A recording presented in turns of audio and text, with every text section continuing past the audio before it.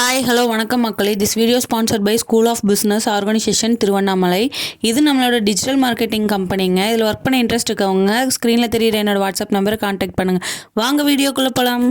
Skip பண்ணாதீங்க. பெரிய தப்பு. தினம் ₹300 சம்பாதிக்க அரிய வாய்ப்பு. இன்ஸ்டாகிராம், ஃபேஸ்புக் பயன்படுத்த தெரிந்தால் போதும். Content post and content publishing மூலமா தினம் ₹300 சம்பாதிக்கலாம். இந்த வேலை செய்ய 5 நிமிடம் போதும். Work training support, group communication support, all language customer live chat support, முக்கியமா சொந்தமா ஒரு பிசினஸ் ஸ்டார்ட் பண்ற அளவுக்கு உங்களால கற்றுக்கொள்ளவும் முடியும், சம்பாதிக்கவும் முடியும். இந்த வேலை வாய்ப்பு வழங்குவது 5 வருடத்திற்கு மேல ரன் ஆகிட்டு இருக்க நம்ம தமிழ்நாட்டு company school of business organisation private limited. மேலும் விவரங்களுக்கு டிஸ்கிரிப்ஷன்ல கொடுத்திருக்க நம்பருக்கு வாட்ஸ்அப் பண்ணுங்க. இன்றைக்கி என்ன வீடியோ அப்படின்னா, சிக்கன் குழம்பு வந்து எப்படி ஆட்டி குழம்பு வைக்கிறது அப்படின்னு சொல்லி பார்க்கலாங்க. அதுக்கு என்னென்ன தேவைன்னு பார்க்கலாங்க. இப்போ ஒரு கடாய் எடுத்துக்கிட்டு அதில் கொஞ்சமாக ஆயில் சேர்த்துக்கிறேங்க. இதில் வந்து சின்ன வெங்காயம் உங்களுக்கு எவ்வளோ குழம்பு தேவையோ 1.5 கிலோ சிக்கனுக்கு நான் 1/2 கிலோ வெங்காயம் கட் பண்ணி எடுத்துருக்கேங்க. 1/2 கிலோனா 1/2 கிலோ கொஞ்சம் கம்மியாக தான் எடுத்திருக்கேன். நீங்களும் அந்தளவுக்கு எடுத்துக்கோங்க. வெங்காயத்தை நான் நைட்டே கட் பண்ணி வச்சதுனால தண்ணியில் ஒரு கழுவிட்டேங்க. இப்போ அதையும் நான் ஆட் பண்ணிக்கிறேன். எண்ணெயில் வந்து இந்த வெங்காயத்தை பொன்னிறமாக வர அளவுக்கு நல்லா வதக்கி எடுத்துக்கலாம். இது கூட கொஞ்சமாக கருவேப்பிலை சேர்த்துக்கோங்க. இது எதுக்காக இப்படி வதக்குறோம் அப்படின்னா, குழம்பு வந்து ஆட்டி வைக்கிறதுக்கு மெயின் இன்க்ரீடியண்ட்டே வந்து சின்ன வெங்காயம் தான். டேஸ்ட்டு சூப்பராக இருக்குங்க. வெங்காயம் வந்து பொடி பொடியாக எந்த அளவுக்கு இருக்கோ, அதாவது வந்து சின்ன சைஸ் வெங்காயமாக இருந்ததுன்னா குழம்பு டேஸ்ட்டாக இருக்குங்க. பெரிய பெரிய சைஸ் வெங்காயமாக இருந்துச்சுன்னா அது கொஞ்சம் டேஸ்ட் கம்மியாக தான் இருக்கும். ஒரு 5-6 பல் பூண்டு சேர்த்துக்கலாங்க. இது எதுக்காக அப்படின்னா டேஸ்ட்டுக்கு ப்ளஸ் கேஸ் ட்ரபிள் இல்லாமல் இருக்கிறதுக்காக. மெயின் ஆட்டி குழம்பு வச்சு சாப்பிட்டாலே அது வந்து கேஸ் ட்ரபிள் தாங்க. கொத்தமல்லி, சீரகம் எல்லாமே போட்டு செய்கிறது தான். இருந்தாலுமே கொஞ்சம் பூண்டு சேர்த்துக்கிட்டு அது உடம்புக்கு நல்லதுங்க. இப்போ இந்த வெங்காயத்தை வந்து நல்லா வதக்கி விட்டுக்கலாங்க. அதுக்கப்புறமா இது கூட தக்காளியும் நம்ம ஆட் பண்ணிக்கணும். நிறையா போடாதீங்க. அளவாக 2 அல்லது 3 மட்டும் ஆட் பண்ணாலே போதும். அது பக்கத்து அடுப்பில் எடுத்து இப்போ வந்து நம்ம ட்ரையாக ரோஸ்ட் பண்ணி எடுக்கிறத வந்து நம்ம எப்படி பண்ணுறதுன்னு பார்க்கலாம்.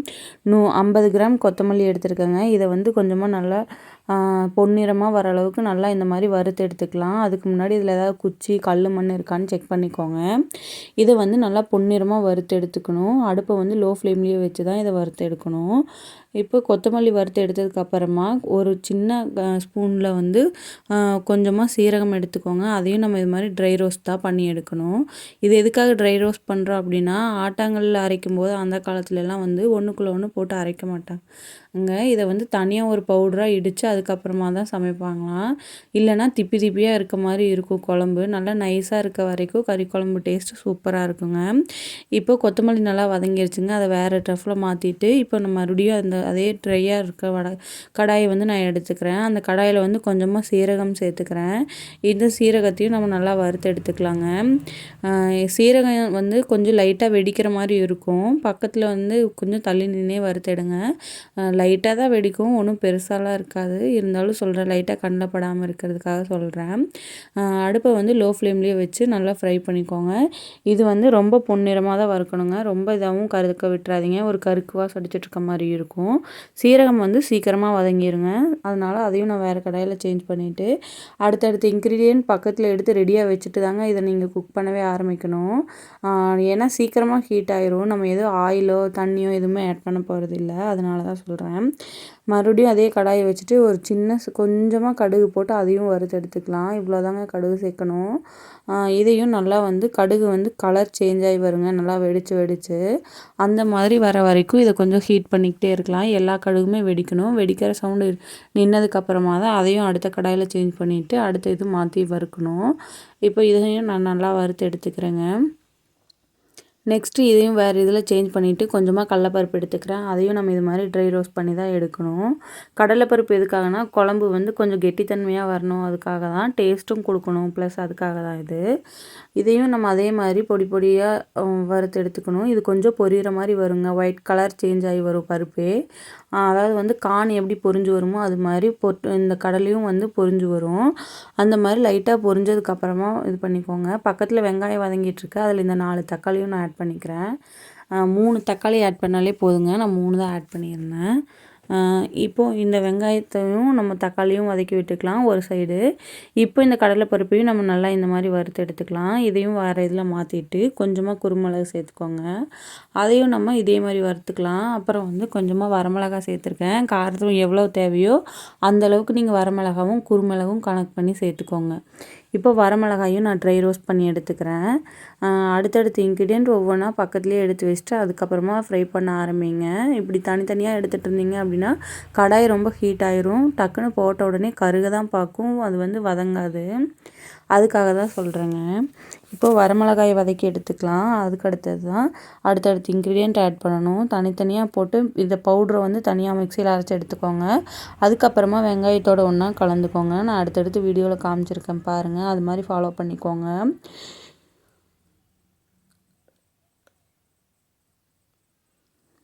எதுக்காக அப்படி பண்ண சொல்கிறேன் அப்படின்னா வாயில் திப்பி திப்பியாக வராமல் இருக்கிறதுக்காக தான் சொல்கிறேங்க. இப்போ குருமிளகையும் நான் நிறையா சேர்க்க வேணாம், கம்மியாகவே சேர்த்துக்கோங்க காரத்துக்கு தகுந்த அளவுக்கு. குருமிளகு நல்லாவே வெடிச்சு வருங்க, கொஞ்சம் தள்ளி நின்னே குக் பண்ணிக்கோங்க. இப்போ இதையும் நல்லா ஃப்ரை பண்ணி விட்டாச்சு. அதையும் வேறு இதில் சேஞ்ச் பண்ணிக்கலாம். வறுக்க வேண்டியது அவ்வளோதாங்க. இப்போ இதையும் நான் வறுத்து வேறு இதில் எடுத்துக்கிறேங்க. காரம் வந்து ரெண்டையும் கனெக்ட் பண்ணி போடுங்க, ரொம்ப அதிகமாக போட்டுறாதீங்க. சிக்கனை வந்து ரொம்ப பொடியாக கட் பண்ணி வாங்க வேணாம், ஓரளவுக்கு பொடி பொடியாக கட் பண்ணாலே போதுங்க. இப்போ வந்து நான் இப்போ வறுக்க வேண்டியதெல்லாம் வறுத்துட்டேன். இப்போ அந்த வெங்காயம் எந்த அளவுக்கு வதக்கியிருக்கேன்னு பாருங்கள், காமிக்கிறேன் வீடியோவில். அந்த அளவுக்கு நல்லா வதக்கி எடுத்துக்கிட்டிங்கனாலே போதுங்க. ரொம்ப கருகவும் விட்டுறாதீங்க, ஒரு கருக்கு வாசம் அடித்த மாதிரி இருக்கும். காமிக்கிறேன் பாருங்கள். இந்த அளவுக்கு பொன்னிறமாக வதங்கினதுக்கப்புறமா தக்காளி ஆட் பண்ணிவிட்டு நல்லா அதை வதக்கிக்கலாம். நெக்ஸ்ட்டு இதுக்கு வந்து தேவையான அளவுக்கு உப்பு வந்து அரைக்கும்போது சேர்த்தாலும் சரி, குழம்பு தாளித்து விடும்போதும் சேர்த்தாலும் சரி. சிக்கன் வாங்கும்போது அது ஃப்ரெஷ்ஷாக இருக்கா என்னன்னு செக் பண்ணிவிட்டு வாங்குங்க. குழந்தைங்களுக்கு கொடுக்குற மாதிரி இருந்தாலும் சரி, பெரியவங்க சாப்பிட்ற மாதிரி இருந்தாலும் சரி, யார் சாப்பிட்டாலும் அது விஷம்தான். ஸோ அதனால் கேர்ஃபுல்லாக இருங்க. நான்வெஜ் வந்து ஒவ்வொரு சனிக்கிழமையும் போடுவாங்க, ஞாயிற்றுக்கிழமையும் போடுவாங்கன்னா சனிக்கிழமை மிச்சமானதை ஃப்ரிட்ஜில் வச்சு அடுத்த நாள் போடுறாங்க. வாங்கும்போது கேர்ஃபுல்லாக உங்கள் முன்னாடியே உரித்து கொடுக்க சொல்லி வாங்கிட்டு வாங்க, அதுதான் உங்களுக்கு பெஸ்ட்டு. இப்போ வெங்காயத்தை இந்த மாதிரி நல்லா திருப்பி திருப்பி விட்டு நல்லா வதக்கி எடுத்துக்கலாங்க. அப்புறம் நம்ம அந்த இதை வந்து வதக்கணும் இல்லையா, அதை வந்து நல்லா மிக்ஸி ஜாரில் ட்ரையான மிக்ஸி ஜாரில் சேர்த்து நல்லா பவுட்ரு பண்ணி எடுத்துக்கோங்க. இப்போ ஒரு கொத்து கருவேப்பிலை சேர்த்துருக்கேன், அதையும் நான் நல்லா ஃப்ரை பண்ணி விட்டுக்கிறேன். மிக்ஸி ஜாரில் எதுக்காக பவுட்ரு பண்ணுறோன்னா இது கூட மிக்ஸ் பண்ணிக்கணும். இது கூட சேர்த்து தண்ணி ஊற்றி அரைக்கும்போது எல்லாமே நல்லா அரையும்னு சொல்ல முடியாது. உங்கள் வீட்டில் இருக்க மிக்ஸியை பொறுத்து நீங்கள் தனியாக வறுத்து அரைச்சாலும் ஓகே தான், இது கூட சேர்த்து அரைச்சாலும் ஓகே தாங்க. அது வந்து உங்களோட விஷ் தான். இப்போது வெங்காயமும் தக்காளியும் நல்லா வதங்கட்டும், அது வரைக்கும் வெயிட் பண்ணிக்கலாங்க.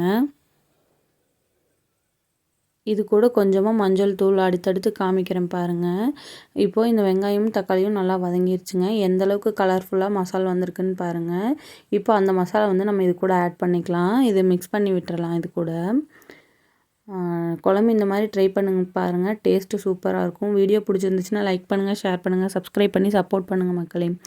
இப்போது இந்த வெங்காயத்தையும் நம்ம அந்த பவுட்ரு, வரமிளகாய், இஞ்சி எல்லாமே போட்டு அரைச்சிருக்கலாம். இஞ்சி இல்லை, பூண்டு. இப்போ இதை நம்ம நல்லா பரட்டி விட்டுக்கலாம். அதுக்கப்புறமா இது கூட கொஞ்சமாக பட்டை, மஞ்சள் தூள், கிராம்பு இதெல்லாமே நம்ம ஆட் பண்ணிக்கணுங்க. இந்த அளவுக்கு மஞ்சள் தூள் போட்டாலே போதும்.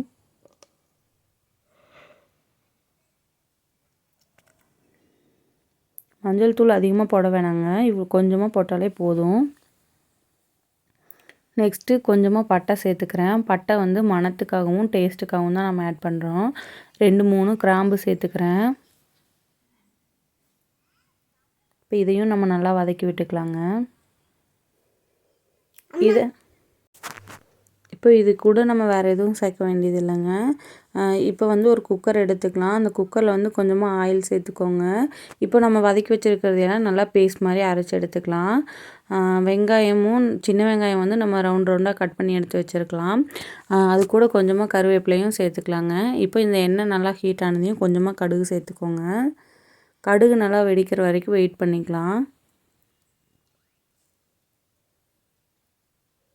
வெங்காயம் நிறைய வதக்கிறதுக்கு சேர்த்துங்க, டேஸ்ட் நல்லாயிருக்கும்.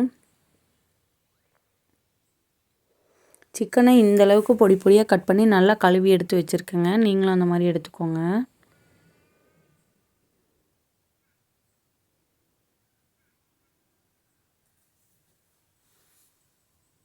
கொஞ்சமாக கருவேப்பிலை எடுத்துக்கலாம்.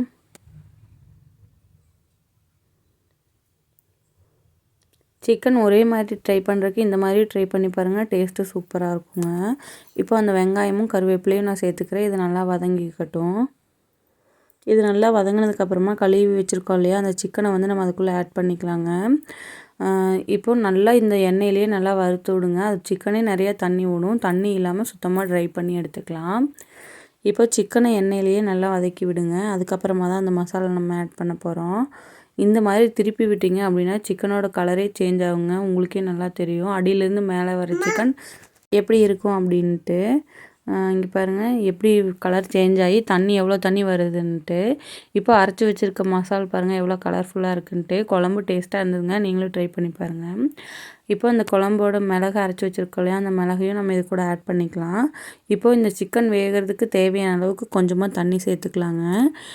2லேருந்து ஒரு 4 விசில் வரைக்கும் விட்டாலே போதுங்க. பெருசாக விசில் விட்டிங்க அப்படின்னா சிக்கன் கரைஞ்சிரும். இப்போ இது கூட கொஞ்சமாக நான் தண்ணி சேர்த்துக்கிறேன். இதை நல்லா கலக்கிட்டு இதுக்கு தேவையான அளவுக்கு உப்பு சேர்த்துனாலே போதுங்க.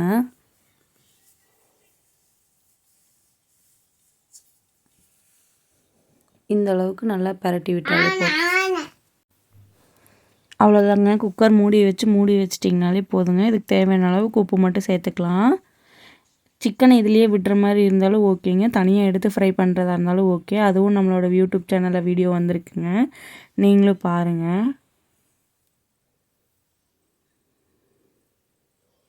அவ்வளோதாங்க. 3லேருந்து 4 விசில், அதாவது ஒவ்வொரு சிக்கனை பொறுத்து இருக்குங்க. 1 கிலோ கோழியாக இருந்ததுன்னா ஒரு மாதிரி இருக்கும். 2 கிலோ கோழியாக இருந்தால் 5 கிலோ கோழி வரைக்கும் இருக்குங்க. பார்த்து வாங்கிக்கோங்க. இப்போ குக்கர் மூடி வச்சுட்டேங்க. 2 விசில் வந்துச்சுன்னா குழம்பு ரெடி. தேங்க்யூ, பாய் பாய். வாங்க சாப்பிட்லாம்.